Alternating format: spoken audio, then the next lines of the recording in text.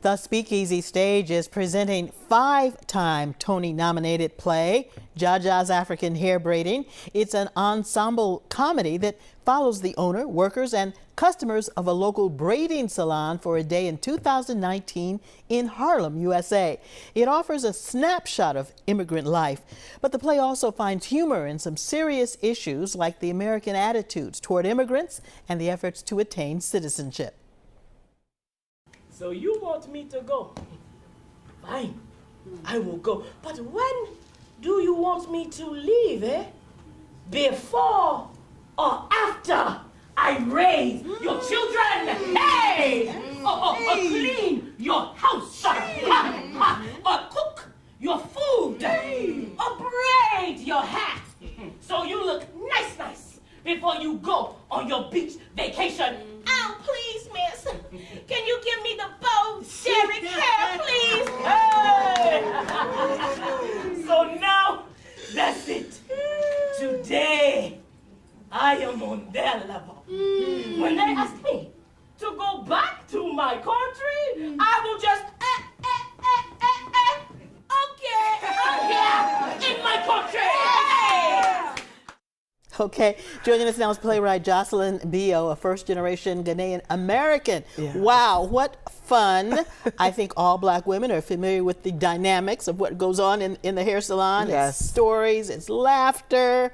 Set up the situation for us. Okay, so it's 2019, Harlem, USA, as you said, and it's a sweltering day, and Marie, the young daughter of the eponymous owner of the shop, Jaja, is coming in to open the shop and have a day that she believes will be like any other day, except that her mother is getting married that day to a gentleman that she's not a big fan of. Not really feeling it. Yeah, named Steven. And so we are kind of waiting to meet and see Jaja, and until we do, we learn and meet all of these incredible hair braiders who make up the shop, and of course the customers who make up the kind of energy and frequency of the day. Now, you were born in Harlem, Yes. spent many hours in shops like I did. I Yes. remember my stylist, Olive Benson's great salon here in Boston. Okay. What made you decide that a salon was the perfect setting for a play?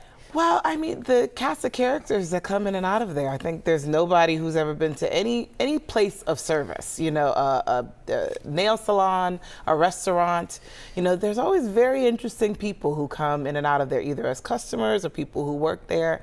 And it kind of just dawned on me many years ago. I realized like this was a place ripe for storytelling, ripe for comedy, because so many people live so many different lives. And I think in 2019, we were having a very kind of similar conversation, I would say, to what we're having now about immigration. And I really just wanted to like talk about the people behind the policy. And I thought, a hair shop was like a perfect stealth way to do Sure. it. Yeah. And it's a very therapeutic location also, because we literally let our hair down when Literally. we're in the salon. Yeah. So the characters are living what it was like to be an immigrant in America. Yes. And in the play, Jaja says, quote, "When it comes to us, the rules are always changing," unquote. And that's a reality that immigrants are facing now, today, during the present White House administration. Yeah. Has the way that the play was staged for this run in New England changed? Is the message the same? Is it different? I mean, well, when I wrote the play, and the play is set in 2019, and I also wrote it in 2019, and I really thought that whenever the play would get produced, these conversations would be behind us or would have evolved to a much more meaningful or mature place. And like many things in our society, it's cyclical. And so I think the play being done now at a time where the conversation is probably feeling even more urgent, I think it's really important to kind of help change, the maybe implicit biases that people have about immigrants. I'm the child of 2 immigrants from Ghana who came here, did not have much.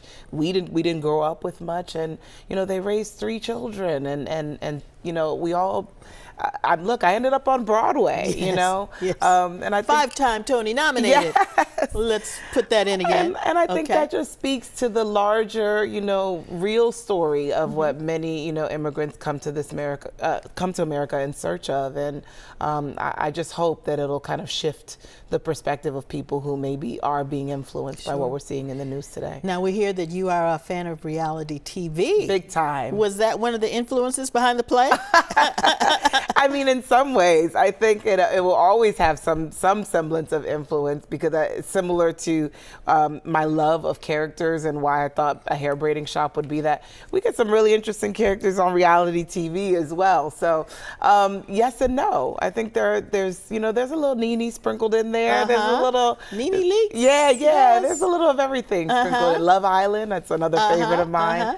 You know, I think it's good. I'm always trying to create works that feel fun and exciting, but also feel wildly universal. And we all know that there are plenty of characters in the salon. Sure, I mean, for sure. We so see it. Even if people haven't been to a hair braiding shop before, I'm sure there's going to be audience members who walk in and have never, you know, stepped foot in a hair braiding shop. And I guarantee that they're going to leave having felt a similar experience to whatever hair salon they've experienced in their lives. Now, speak about authenticity. The workers in the shop were actually braiding, yes, right? And yeah. you brought in a consultant Yes. with a famous client. Yeah. Why was it important for the actors to learn how to braid, and who was that famous client? A little known artist named Beyonce. I don't know if anybody's heard of Queen Bey, her. yes. No, I think it was super important for the actors to learn how to braid. Look, when we were in the, you know, shutdown, during the, you know, COVID shutdown, I had to, you know, braid my own hair. And it would take me almost 9 hours to do my own braids. And my fingers were like... And your shoulders. My fingers, my shoulders, my neck were sore. And I realized, like, wow, it took me all this time to braid my own head. I have seen my own hair braiding ladies do 5, you know, heads in one day, standing on their feet all day long. And I think that kind of labor, you know, is important for the actors to understand. And yeah, it was, the authenticity was important. Tell me quickly about Queen Bee. What's up with that? Yes, when we were working on the original production on Broadway, we worked with Susie Oludele, who did Beyonce's braids in the Lemonade video. Okay. And she was our consultant Right, for the Broadway show. It was very cool. All right, Jocelyn Bioh, 5-time Tony nominated playwright. Thank you for joining us today. Thank you for having me. The Speakeasy Stage Company's presentation of Jaja's African Hair Braiding is on stage through May 31st.